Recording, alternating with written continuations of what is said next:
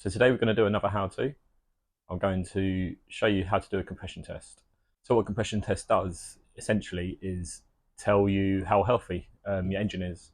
So we're going to be doing it on a 4-cylinder petrol Alfa Romeo Giulietta, another awful car I've ended up with.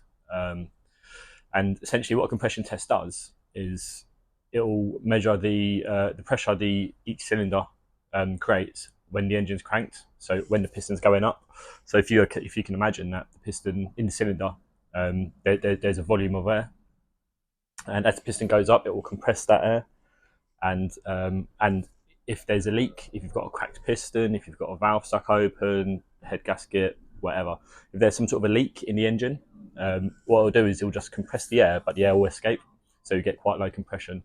If you've got a healthy engine, what you're going to do is you're going to turn the key, you're going to force those pistons up, and assuming there's no leaks or anything, you should get quite a high compression. And that will tell you that your engine's sealed, there's no leaks, and it's relatively healthy. Something you need to know is how much pressure generated is healthy. So really that will vary from car to car. So what you'll probably want to do is go on Google or look at some sort of data on your car, and it'll be documented somewhere. You should be able to find it. But if you haven't been able to find that sort of information, what you can do is carry out a compression test on every cylinder, which is what we're going to do. And they should all be quite similar. So there might be 170, 180 psi of pressure, and if you've got, say on this for example, if you've got a couple that are say 180, and you've got a cylinder that's 100, well, because it's such a significant difference, that will tell you that's the one where there's an issue. So it's not ideal. What you want is an actual figure, but if you can't find it, this is what you do. So what we're going to do first is a dry compression test. There's two types of compression test: a dry compression test, and you get a wet compression test. We'll start with the dry, and I'll explain to you what the wet one is when you get onto it. So the first thing you want to do is remove the spark plugs. So we're going to take the 4 coils out and remove those spark plugs, because that's where your compression tester goes. So I'll whip them out and show you what we're dealing with. So this is what a compression tester will look like. So you've got your gauge. This is for a petrol engine, so you want to use a different one for a diesel, but the process will be pretty similar. So you've got the gauge, you've got your hose, so that will screw into the engine where the spark plugs are, what that you've just removed. That goes into the gauge, and you'll turn your engine over. Pressure will go through your pipe onto your gauge, give you a reading. These are just different adapters for different size spark plug threads. So I've now removed the spark plugs, so we'll fit this and see what happens. So we fitted our compression tester, so all spark plugs are out. The other reason you take all the coils out, all the spark plugs out, is because you don't want to start the engine, you just want it to turn over. So we've removed all of them, fit the hose with the right adapter, connected the gauge, and now all you need to do is turn the engine over. Turn it over 2, 3, 4 times, and eventually the needle will move and it will just settle at a set pressure, and that's essentially the maximum you're going to get out of that cylinder, whatever that is. So let's give that a go.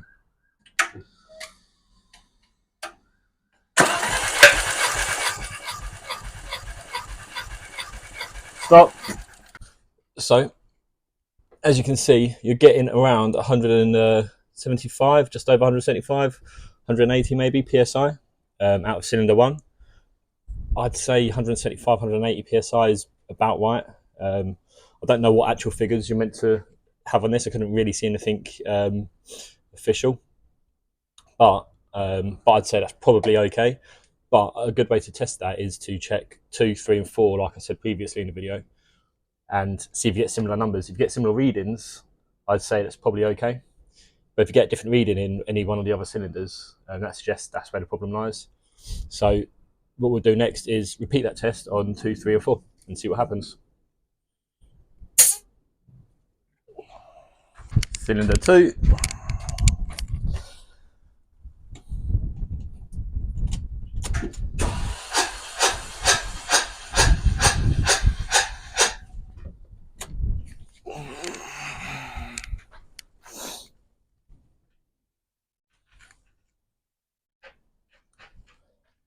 Okay, so exactly what we were just saying. If you're getting one that's significantly lower, that's just as a problem. So one, automatically, just by testing two cylinders, I can tell that number one is probably okay at 180 psi. We've got a significant drop off in cylinder two, so we're less than 100. So we're at what, 90 or so psi. So that suggests that, that's half. That's half the compression that we're getting out of cylinder one. So that's obviously a problem for sure. But what we'll do is we'll check the other cylinders, make sure that the other two are okay, and see what happens.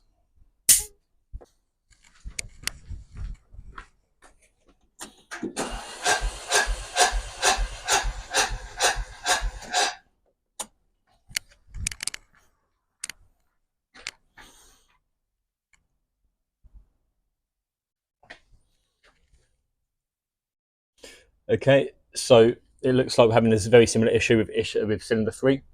So we're getting 90-95 psi out of cylinder three. So again, that's half what we're getting out of cylinder one. So it looks like we've got two out of so far three cylinders that has poor compression. If it's cylinders next to each other, it could indicate that's a head gasket, possibly. Not necessarily, but two cylinders side by side, maybe the head gaskets blowing out the side in between the two cylinders. You could have some air escaping from there. So again, we'll do cylinder four and see what happens. So we've done the dry compression test. We checked all four cylinders. There was 180 or so psi on one and four, and cylinders two and three, we had around 90, I think it was, psi. So half as much as one and four. So you've determined that the issue is poor compression on cylinders two and three. It's causing a misfire. Next thing is, where do you go from there? So there is another type of compression test you can do, and it's called a wet compression test.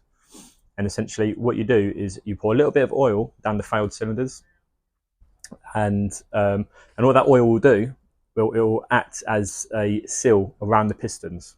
So if you stick a little bit of oil, just say a teaspoon or a couple of teaspoons of worth of oil into the cylinders with the poor compression, what the oil will do is it will fall on top of the piston, obviously, and it will spread out and it will fill in the gap around the piston. And what that will do is seal the piston against the bore, similar to like what your piston rings would do. So if your compression increases once you put some oil down the cylinder, that suggests that the issue is with the bottom end of the engine, probably piston rings, because the oil now is creating that seal, which the piston rings aren't doing but should be doing. So if the compression stays pretty much the same, that tells you it's nothing to do with the bottom, because you've now temporarily sealed that piston to the bore. So that tells you it's something at the top of the engine. So again, we're back to looking at possibly head gaskets, valves that are stuck open, anything in the cylinder head upwards really. But I'll show you how to do that now.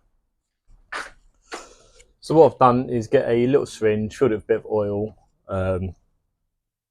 So this actually holds, what's that say, 10 mil. So I'll use half of this maybe. That might even be a bit too much. I'll use, maybe 5 mil of oil should be plenty. So I'll just stick some of that down the tube, down the cylinder.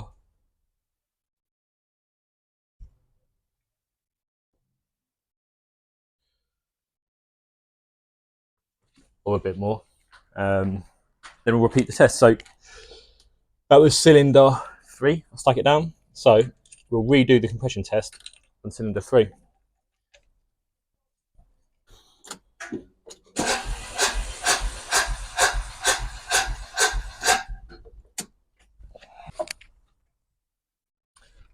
So what you can see here is that you've gained another 25 psi or so after putting oil into the cylinder. So what that tells you is that the oil, the 5 mil of oil I've just put down the down cylinder three, that oil has created a temporary seal around the piston, acting similar to how a piston ring would.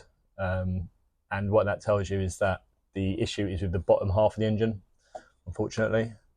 So that means we're not lucky enough to have a stuck open valve or anything. It means we're likely going to have to pull the engine apart, possibly replace piston rings maybe. We could check the bore for scoring, but ultimately I don't think that's a job I'm willing to do. But what we'll do, just to go full circle and complete the full test, we'll do the same test on cylinder 2 to make sure it's the same issue as we've got on cylinder 3, and see what happens.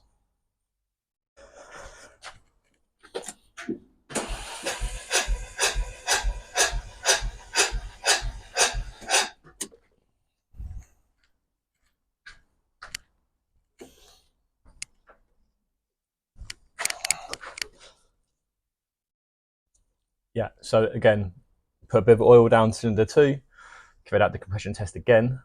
What have we got? 20, about 120. So yeah, we've got about 120 psi, whereas before it was 90, 95.